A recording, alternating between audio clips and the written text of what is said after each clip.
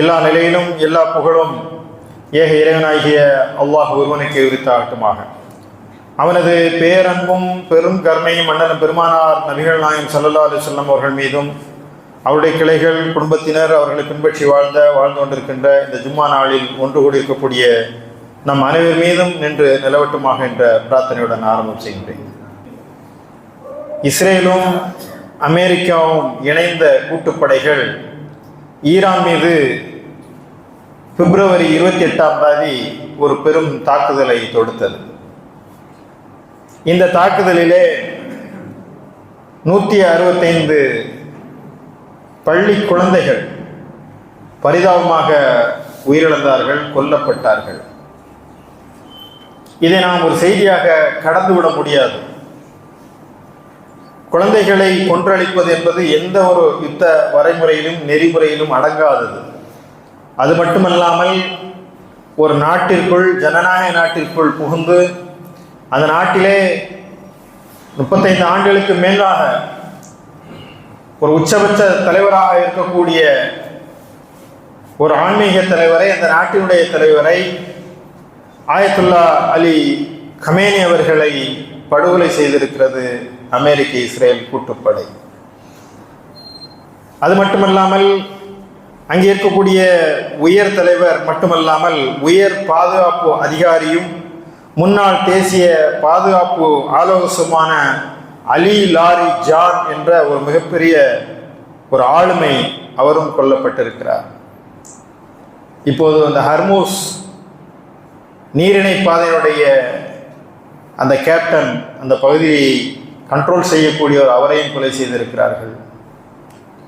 48 பேருக்கு மேலாக முக்கிய ஆளுமைகளை படுகொலை செய்திருக்கிறார்கள். இஸ்ரேலுடைய பல முக்கியமான இடங்களை தகர்த்திருக்கிறார்கள்.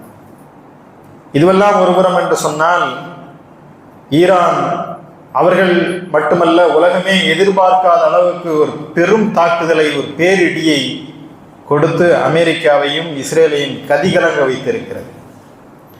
அமெரிக்காவையும் இஸ்ரேலையும் மட்டும் தாக்குவது மட்டுமல்லாமல் வளைகுடா நாடுகள் மீதும் தொடர்ந்து ஈரான் தாக்குதலை நடத்தி இருக்கிறது.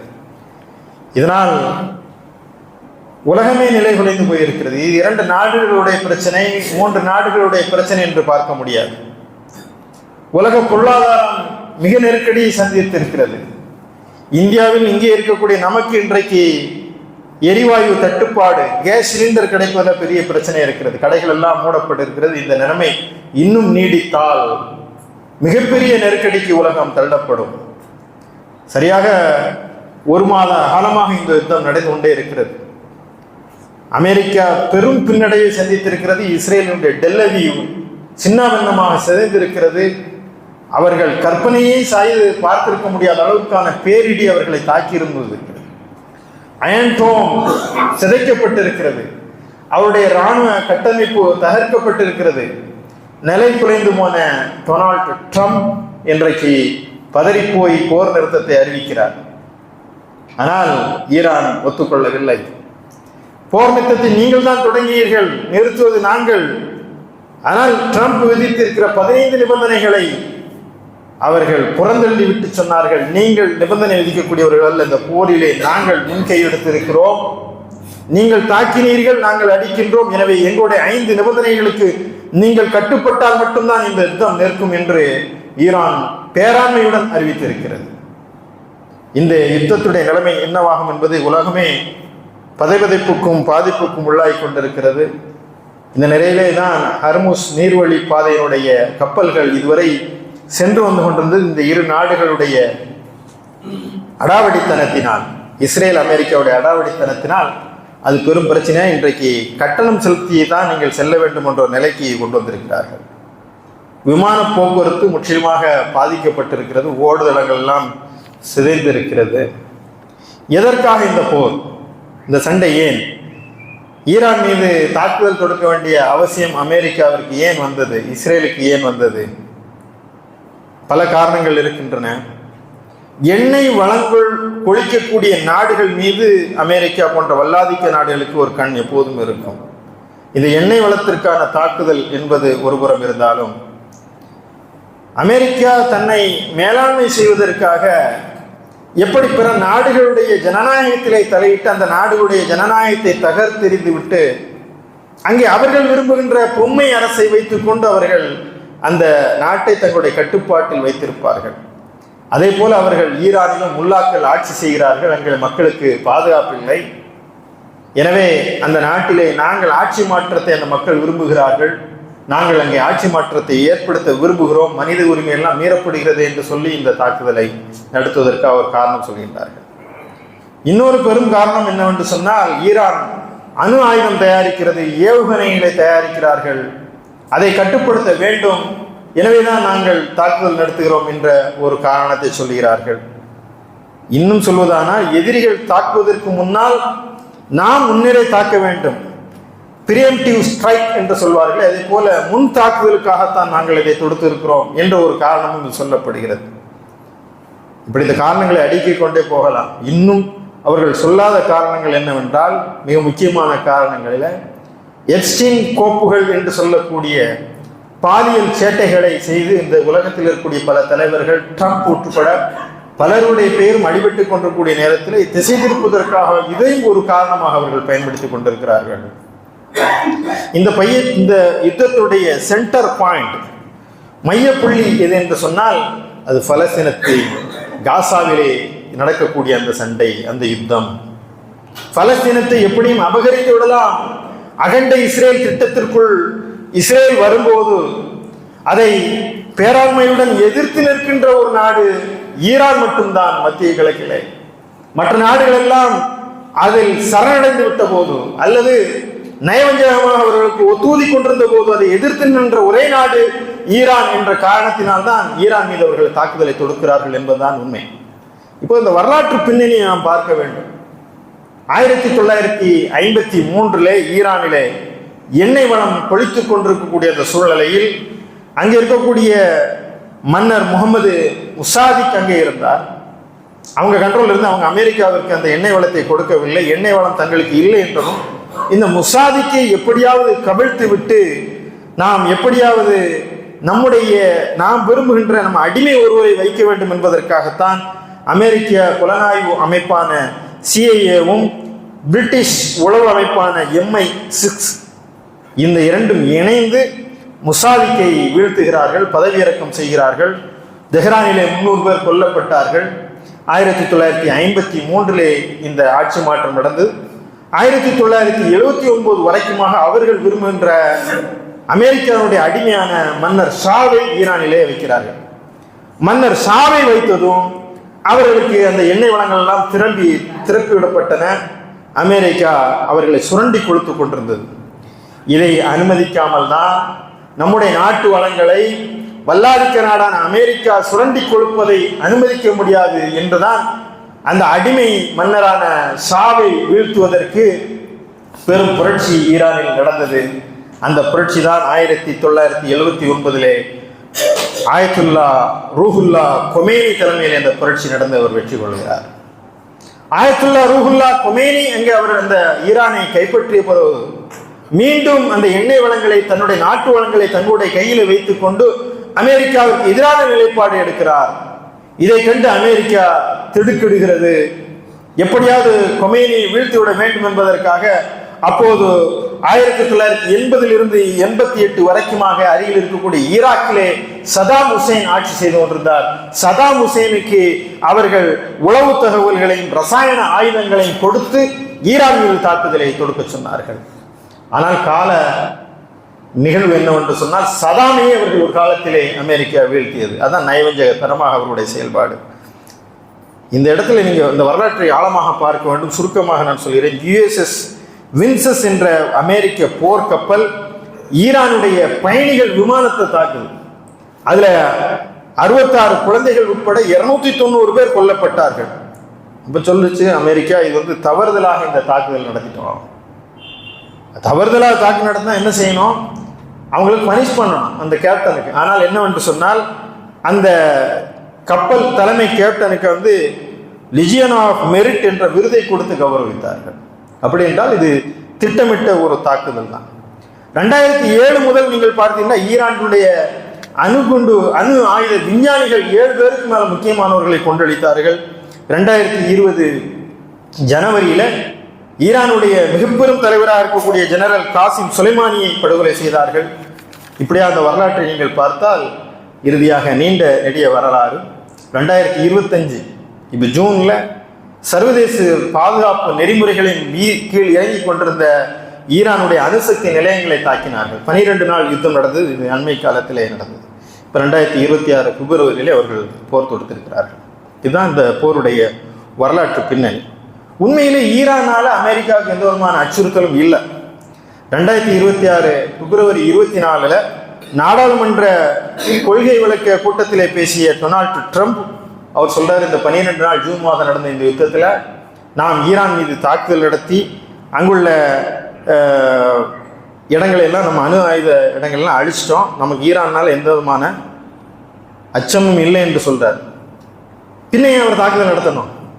சரி, அப்படியே தாக்குதல் நடத்தணும் என்றால் அவர்கள் ஐநா சபையை கலந்து ஆலோசித்திருக்கணும், இல்லை ஐநா பாதுகாப்பு சபையை கலந்து ஆலோசித்திருக்க வேண்டும், அமெரிக்க காங்கிரஸை ஆலோசித்திருக்க வேண்டும். ஆனால் எதையுமே ஆலோசிக்கவில்லை. அவர்கள் இந்த யுத்தத்தை தொடுத்தார்கள். இந்த யுத்தம் நடக்கின்ற அந்த காலப்பொழுதை நீங்கள் கவனமாக கவனிக்க வேண்டும். ஓமன்ல பேச்சுவார்த்தை நடக்குது. ஓமன்ல நடக்கக்கூடிய அந்த பேச்சுவார்த்தையில ஈரான் சொல்கிறது, நாங்கள் அணு ஆயுத தயாரிப்பை நாங்கள் கைவிட்டு விடுகிறோம், நீங்க இந்த அணு ஆயுத தயாரிப்பு விஷயத்துல நாங்கள் எங்க நாட்டுக்கு என்ன வேண்டுமோ அதை மட்டும்தான் செய்கிறோம், எங்களால் அச்சுறுத்தல் இல்லை என்பதை அவர்கள் தெளிவுபட விளக்குகிறார்கள். தீர்வை எட்டிவிட்டது, ஒப்பந்தத்திற்கு கையெழுத்திடக்கூடிய நேரம், சமாதானத்திற்கு வந்தாச்சு. அந்த நேரத்தில் தாக்குதல் நடத்துகிறார் என்று சொன்னால் அமெரிக்கா முந்திக் கொண்டு எப்படி இந்த தாக்குதல் செய்வதற்கான காரணம் கிடைக்காமல் போய்விடுமோ என்றுதான் அவர்கள் இந்த தாக்குதலுக்குள்ளே வந்திருக்கிறார்கள். ஏன் இந்த போரை இவ்வளவு அவசரமா அமெரிக்கா முன்னெடுக்கிறது என்று சொன்னால், நான் சொன்னது மாதிரி மத்திய கிழக்கில் அவர்களுக்கு இருக்கக்கூடிய ஒரே சவால் ஈரான் மட்டும்தான். அவர்கள் மட்டும்தான் கட்டுப்படாமல் இருக்கிறார்கள். அரபு நாடுகளில் எண்ணெய் வளம் இருக்கிறது, ஆனால் அறிவு சார்ந்து, தொழில்நுட்பம் சார்ந்து, இராணுவம் சார்ந்து அவரிடம் வலிமை இல்லை. அதனால் அவர்கள் எல்லாம் என்ன செய்கிறார்கள் என்றால், ஆப்ரஹாம் ஒப்பந்தம், கேம்ப் டேவிட் ஒப்பந்தம், இப்படி பல ஒப்பந்தங்களை போட்டு இஸ்ரேலை அவர்கள் குளிர்வித்துக் கொண்டிருந்தார்கள். அமெரிக்க இஸ்ரேலிய நாடுகளை எல்லாம் இப்ப ட்ரம்ப் வந்தார், அள்ளி அள்ளி கொடுத்தாங்க. இப்படி அரபு நாடுகள் எல்லாம் அவர்களுக்கு அடிமை சேவகம் செய்து கொண்டிருந்த போது ஈரான் மட்டும்தான் அங்கே நடக்கக்கூடிய ஹமாஸுக்கும் ஹிஸ்புல்லாவிற்கும் ஆதரவு தெரிவித்து இந்த யுத்தத்தை மிக வலிமையாக நடத்துவதற்கு துணிந்து கொண்டிருந்தது. இப்போ இந்த இஸ்ரேலுடைய இருப்பை மேற்காசியாவிலே நிலைநிறுத்துவதற்கு தான் இந்த போருடைய ஒரே நோக்கம். அதனால இஸ்ரேலுடைய பிரஷர் தான் இப்போ அமெரிக்கா இந்த யுத்தத்தை தொடுத்திருக்கிறது. சியோனிச கொள்கையின் அடிப்படையில் எகிப்தில் இருந்து மதீனா வரைக்குமாக ஆட்சி செய்வது தான் அவருடைய அகண்ட இஸ்ரேலுடைய திட்டம். அவர்கள் ஏற்கனவே சொல்லிய நைல் முதல் ஃபுராத் வரைக்குமாக எங்களுடைய எல்லை இருக்கும் என்று சொன்னார்களே, அதற்காகத்தான் அவர்கள் ஒவ்வொரு நாட்டின் மீதும் குறிவைத்துக் கொண்டிருக்கிறார்கள். நீங்கள் கடந்த கால வரலாறு எல்லாம் அன்பு கூர்ந்து படித்து பாருங்கள். 1917 நடந்த யுத்தமாகட்டும், அவர்கள் பல லாபிகளை செய்தார்கள். ஒரு கட்டத்தில் ஈரானும் அவர்களுக்கு அடிபணிந்திருந்த அந்த வரலாற்றையும் நாம் பார்த்தோம். 1967 யுத்தம் மூலமாக அவர்கள் எகிப்தை தங்களுடைய ஆளுமை கொண்டு வந்தார்கள். 2 ஆண்டு முகமது முர்சியுடைய ஆட்சி காலம் தவிர மற்ற அதற்கு பிறகு ஃபுல்லா எகிப்து முழுமையாக இஸ்ரேலுக்கு ஆதரவு தெரிவித்து வந்திருக்கிறது. சவுதியில் அதே போல 1975 மன்னர் ஃபைசல் எதிர்த்து நின்றால் அவர் படுகொலை செய்யப்பட்டார். அதற்கு பிள்ளை சவுதி இந்த பக்கம் நிற்கிறார். 1979 வரை இஸ்ரேலுக்கு ஆதரவாக இருந்த ஈரானும் எதிர்க்க தொடங்கிவிட்டது. இப்போது அமெரிக்கா தன்னுடைய வல்லாதிக்கத்தை நிறுவுவதற்காக யூனிபோலார் வேர்ல்ட் என்று சொல்லக்கூடிய ஒருமுனை உலகத்தை அவர்கள் உருவாக்க விரும்புகிறார்கள். அமெரிக்கா உலக பொருளாதாரத்தை தங்களுடைய கையிலே வைத்திருக்க விரும்புகிறார்கள். உலகத்தினுடைய பெரியண்ணனாக வல்லாதிக்க நாடாக நாங்கள் திகழ வேண்டும் என்பதற்காகத்தான் உலக விஞ்ஞானம், அரசியல், பொருளாதாரம், தொழில்நுட்பம் எல்லாம் தங்கள் ஆளுகையின் கீழ் இருக்க வேண்டும் என்று அமெரிக்கா விரும்புகிறது. இந்த இடத்துல ரஷ்யாவிற்கு அமெரிக்காவிற்குமான வல்லாதிக்க போட்டி. இது சத்தம் இல்லாமல் சீனாவின் கை வாங்கி கொண்டிருக்கிறது. இந்த உக்ரைன் யுத்தத்தை நீங்கள் பார்க்க வேண்டும். இது ஒவ்வொன்றை பின்னி பிணைந்த உலக நிலவியல் அரசியலுக்குள் இந்த யுத்தம் நடந்து கொண்டிருக்கிறது. யார் வல்லாதிக்க நாடாக திகழ்வது, உலகத்தை யார் கட்டுப்படுத்துவது என்பதற்கான சண்டை. இதெல்லாவற்றையும் பின்னணியில் வைத்து பார்க்க, ஏதோ ஈரான் அடிக்குது நம்ம அடிக்குதெல்லாம் என்பதில்லை. அதற்கு பின்னால் ஈரான் அதிகமாக எண்ணெயை வெனிசுலாவிலிருந்து வாங்கி கொண்டிருந்தது.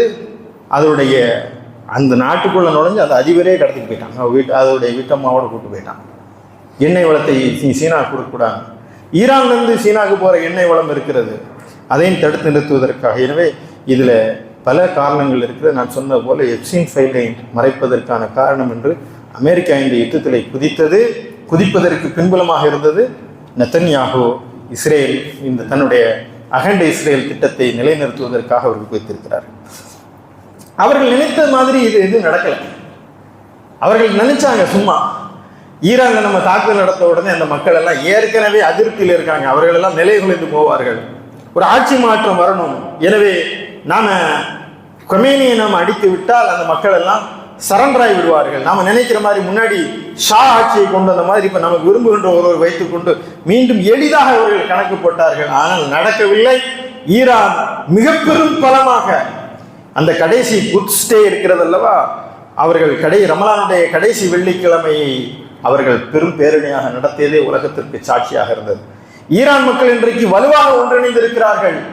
அவர்கள் இப்போது மீண்டும் உச்சத்தலைவரை நியமிக்க கூடாது என்று ட்ரம்ப் சொன்ன போது, எங்கள் நாட்டினுடைய உச்சத்தலைவரை நியமிப்பதற்கான அதிகாரம் எங்களுக்குத்தான் இருக்கிறது, உனக்கு இல்லை என்று சொல்லி அவர்கள் முஸ்தபா கமைனி என்ற ஆயத்துல்லா குமைனியுடைய மகன் இன்றைக்கு அந்த உச்ச பொறுப்பை ஏற்கிறார்.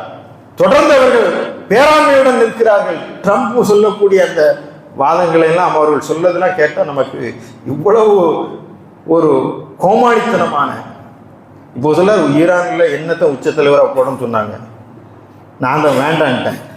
இது இவ்வளவு நகைச்சுவை. இந்த யுத்தம் எங்கே சென்று கொண்டிருக்கிறது? இவ்வளவு ஒரு மோசமான ஒரு ஆட்சியாளர் இந்த உலகம் பார்த்திருக்க முடியாது. எனவே இதெல்லாம் இப்போது நடந்து கொண்டிருக்கூடியது. ஆனால் ஈரான் என்பது 9 கோடி மக்களை கொண்ட ஒரு பெரும் நாடு, ஜனநாயக நாடு. அவர்கள் லிபியா போய் மம்மர் கதாபி அடித்தார்களே, துனிஷியாவில் பென்னலி அடித்தாங்க, எகிப்தில் ஹோஸ்னி முபாரக் அடித்தாங்க. இப்படியெல்லாம் இந்த அரபு வசந்தம் வந்ததில்லவா, சதாம் ஹுசேன் ஒரு கட்டத்தில் வீழ்த்தினோம். இப்படியெல்லாம் வீழ்த்துவதற்கு இது ஒன்றும் குட்டி நாடு கிடையாது, இது ஒன்றும் மன்னராட்சி நடைபெறக்கூடிய இடம் கிடையாது. ஜனநாயக நாடு ஈரான். அங்கே மக்களாட்சி நடக்கிறது, மக்களாட்சி தத்துவம் நடக்கிறது. நீங்கள் எளிதில் கணிக்க முடியாத மிகப்பெரிய இராணுவ வலிமையை அவர்கள் கொண்டிருக்கிறார்கள்.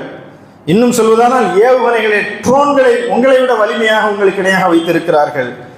அவர்கள் ஒருபோதும் சரணடை மாட்டோம் என்பதுதான் அவருடைய நீதி. நீங்கள் எவ்வளோ பொருளாதார தடைகளை கொடுத்தாங்க, ஈரானுக்கு எவ்வளோ நெருக்கடிகளை கொடுத்தாங்க, எதையுமே அவர்கள் கண்டுகொள்ளாமல் எல்லாவற்றையும் எதிர்த்து நின்று அவர்கள் இந்த களமாடி கொண்டிருக்கிறார்கள். இப்போது அவருடைய தலைவர்களை கொலை செய்து விட்டால், சரணடைந்து விடுவார்கள் என்று எதிர்பார்த்தார்கள். இல்லை, ஈரான் இப்படி திருப்பி அடிப்பாங்கிறத நான் சொன்னது போல் யாருமே எதிர்பார்க்கவில்லை. அமெரிக்கா உண்மையிலேயே நிலை குலைந்து போய் இருக்கிறது. இஸ்ரேலுடைய மிகப்பெரிய கட்டமைப்பு சிதைந்திருக்கிறது. மக்கள் எல்லாம் இன்றைக்கு ஒன்று சேர்ந்திருக்கிறார்கள். அவர்கள் நினைப்பது போல அங்கு ஆட்சி மாற்றத்தை கொண்டு வர அமெரிக்காவால் முடியாது என்பதுதான் யதார்த்தம்.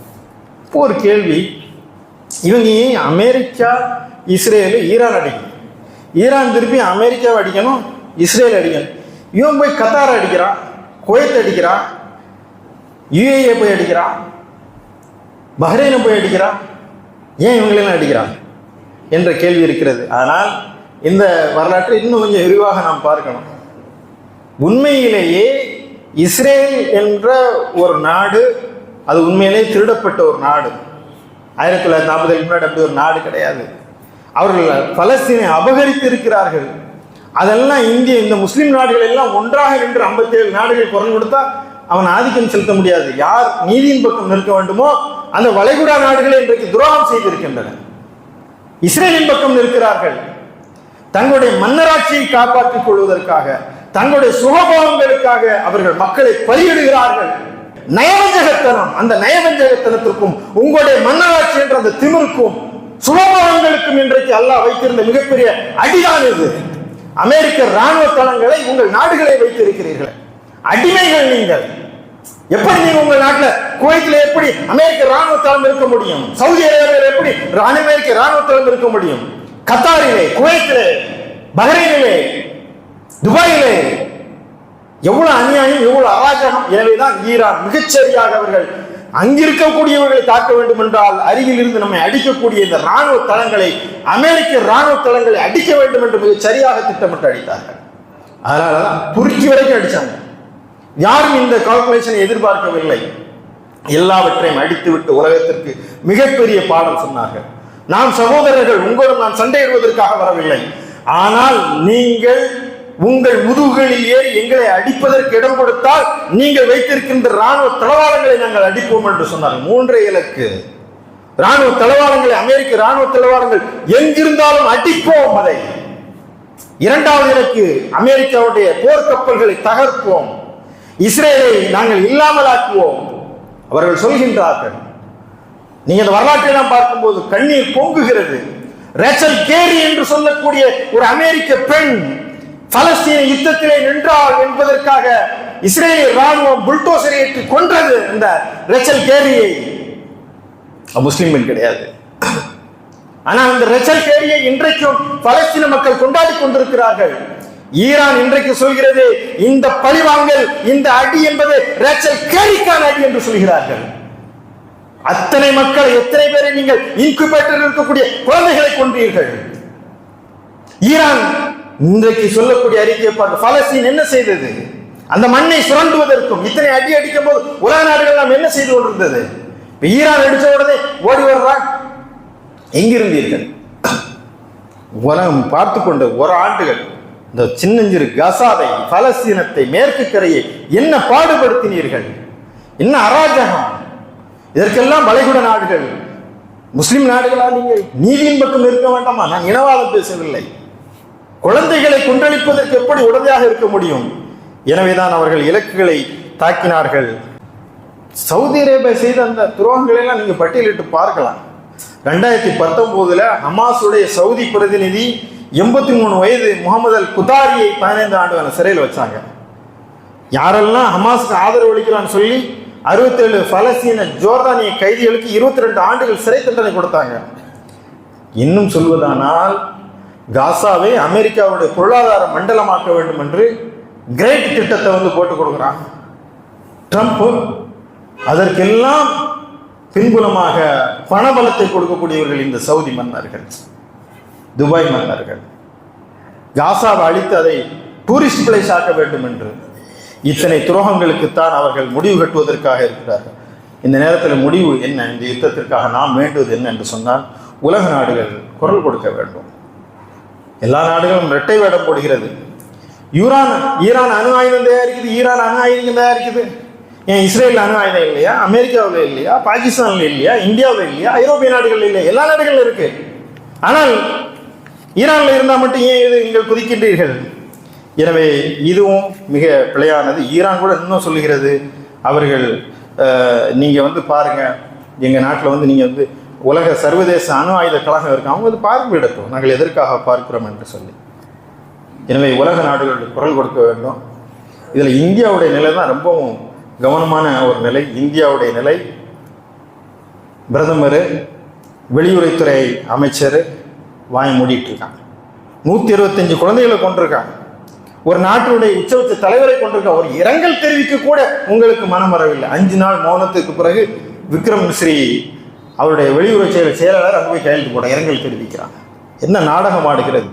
பாலஸ்தீன் இஸ்ரேல் நடவடிக்கை என்பது ஒரு போர் குற்றம், மனித குலத்திற்கு எதிரானது, இனப்படுகொலை என்று சர்வதேச மனித உரிமை சொல்லுது, ஐநா மன்றம் அறிவிக்கிறது. ஆனால் ஈரான் பக்கம் நிற்க வேண்டிய, பலஸ்தீனம் பக்கம் நிற்க வேண்டிய இந்திய பிரதமர் கொஞ்சம் கூட கூச்சம் இல்லாமல் இஸ்ரேலுக்கு போய் சர்வதேச கொலை குற்றவாளி, சர்வதேச போர் குற்றவாளி நெத்தன்யாகு என்ற அயோக்கியனை கட்டி தழுவுகிறார். எவ்வளவு அவமானம்! அந்த இஸ்ரேல் பாராளுமன்றத்தை போய் நீங்க உரை கொடுத்தது என்று இந்தியாவிற்கே தலைக்குனிவும். அங்க போய் சொல்றான் ஃபாதர்லேண்டு. எது ஃபாதர்லேண்டு? குளோபல் சவுத் நாடுகளுடைய கொள்கை ரீதியான குரலாக திகழ வேண்டிய இந்தியாவை உலகம் இன்றைக்கு மிக இழிவாக பார்க்கக்கூடிய நிலைக்கு இன்றைக்கு வகுப்பாதியில் கொண்டு வந்து நிறுத்திவிட்டார்கள். வரலாற்று ரீதியாக நீங்கள் பார்த்தோம்னா, நிறவெறி காலனித்துவ ஆதிக்கத்திற்கும் ஆக்கிரமிப்பிற்கும் எதிராக இனப்படுகொலை எதிர்த்த நாடு இந்தியா. நீதி, கருணை, பாதிக்கப்பட்ட மக்கள் பக்கம் நிற்பதுதான் இந்தியாவுடைய வெளியுறவு கொள்கையாக இருந்திருக்கிறது. இந்தியா தன்னுடைய பொருளாதார பாதுகாப்பு வலிமையை தாண்டி மாரல் வாய்ஸ் என்று சொல்லக்கூடிய தார்மீக குரலுக்காகத்தான் இந்தியா உலக அரங்கில் இன்றைக்கு பாராட்டப்பட்டுக் கொண்டிருக்கிறது. இஸ்ரேல் ஆக்கிரமிப்பு நிறவெறி என்று சர்வதேச மனித உரிமை அமைப்பு சொல்லுது. ஆனால் அந்த இஸ்ரேலின் பக்கம் இந்தியா நிற்கிறது என்று சொன்னால் பாரம்பரியமாக இந்தியா கட்டி காத்து வந்த அத்தனை நெறிமுறைகளையும் இன்றைக்கு புதைத்து விட்டது. 1949 ஐநா மன்றத்தில் இஸ்ரேல் ஒரு நாடே இல்லை என்று சொன்னபோது இந்தியா இஸ்ரேல் ஒரு நாடே இல்லை என்று சொன்னது, வாக்களித்தது. 1950 வரை இஸ்ரேல் ஒரு நாடாகவே அங்கீகரிக்கவில்லை. 1947 டிசம்பர் 4 இந்திய பாராளுமன்றத்தில் இஸ்ரேலுடைய நிலைப்பாட்டை குறித்து ஆய்வு செய்யும் போது பண்டிட் ஜவஹர்லால் நேரு சொல்கிறார்கள், நாங்கள் ஒரு காலம் இஸ்ரேல் பக்கம் நிற்க மாட்டோம், பலஸ்தீனத்தின் பக்கம் தான் நிற்போம். அப்படி பலஸ்தீனத்தின் பக்கம் நிற்பதினால் ஐநா மன்றம் எங்களை பின்னுக்கு தள்ளும் என்று சொன்னால் அதை பற்றி எங்களுக்கு கவலை இல்லை.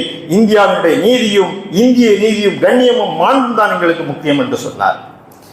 காந்தியடிகள் சொன்னார், ஆங்கிலேயனுக்கு இங்கிலாந்து எப்படி சொந்தமோ, பிரெஞ்சுக்காரனுக்கு பிரான்ஸ் எப்படி சொந்தமோ, அதே போல பெருமை மிகு அரபியர்களுக்கு தான் பலஸ்தீனம் சொந்தம்.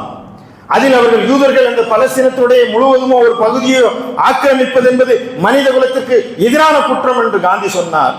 1981 பலஸ்தீனத்தினுடைய பிரிக்க முடியாத அங்கமாக இருக்கக்கூடிய நாங்கள் பலஸ்தீனத்தின் பக்கம் நிற்கிறோம் என்பது இந்திய அஞ்சல் தலை வெளியிட்டது. இந்திய குடியரசு தின விழாவிலே யாசர் அரஃபாத் இங்கே கலந்து கொண்டிருக்கிறார். இஸ்ரேலில் இருந்து அவன் வரல. இந்திரா காந்தி யாசர் அரஃபாத்தை தன்னுடைய சகோதரன் என்று சொன்னார். ராஜீவ் காந்தி படுகொலை செய்யப்பட்டது எங்களுடைய சகோதரர்கள் இழந்து விட்டோம் என்று சொன்னார்கள். 2012 செப்டம்பரிலே பலஸ்தீன அதிபர் மஹமூத் அப்பாஸ் இங்கே வந்து 3 புரிந்துணர்வு ஒப்பந்தங்களை போட்டார். இந்தியாவுடைய அணிசேரா கொள்கை எவ்வளவு முக்கியமானது, பஞ்சசீல கொள்கை, இது எல்லாவற்றையும் தகர்த்து விட்டு இன்றைக்கு கைகட்டி நிற்கிறது இந்தியா. இந்திய மனச்சான்றுக்கு இந்திய மக்களுடைய இயல்புக்கும் எதிராக நிற்கிறது.